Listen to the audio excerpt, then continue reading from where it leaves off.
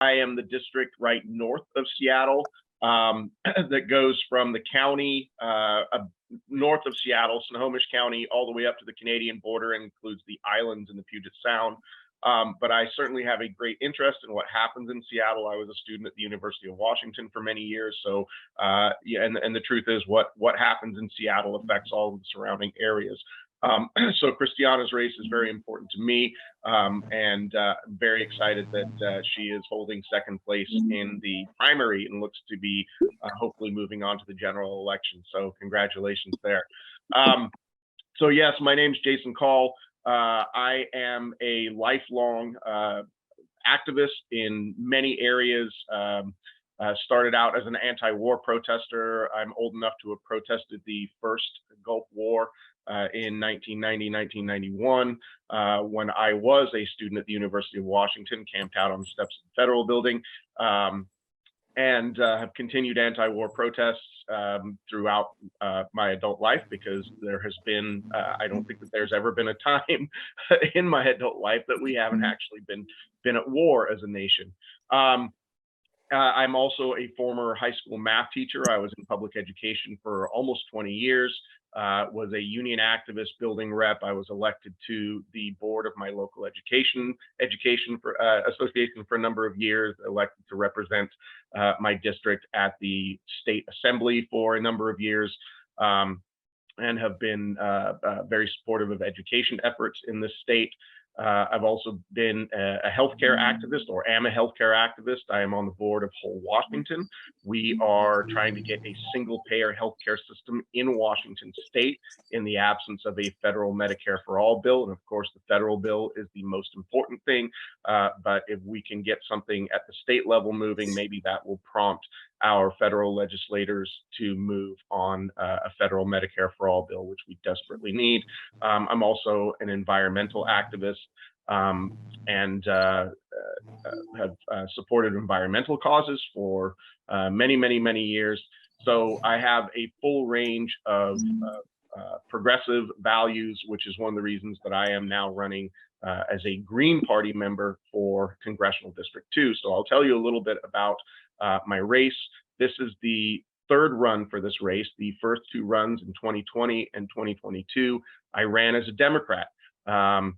And I have since come to realize, not that I didn't really know this beforehand, but I've since come to realize that the Democrats really are an impassable obstacle as an institution for truly progressive candidates.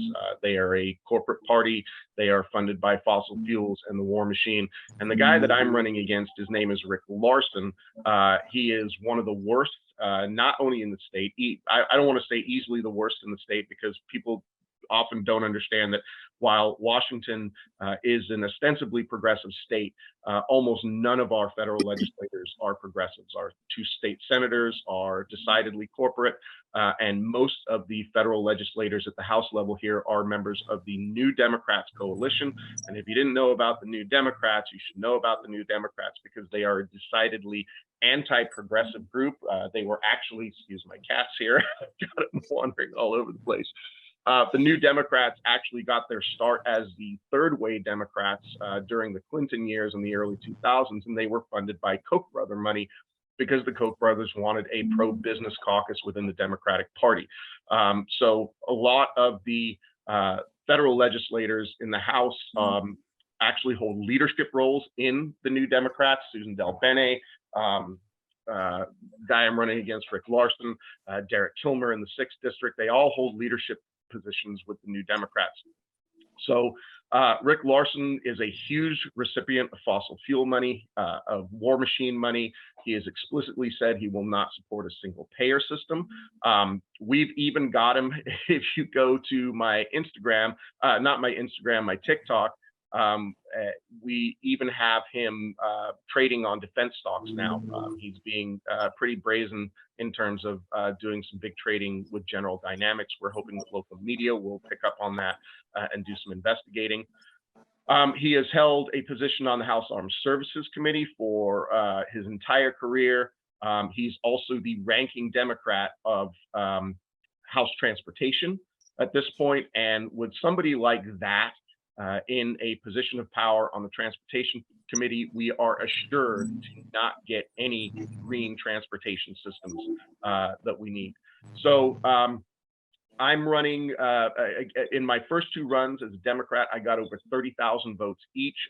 In 2020, we tripled the number almost of any progressive challenger that Rick has had in his entire 20 years at the time, but now 24 years.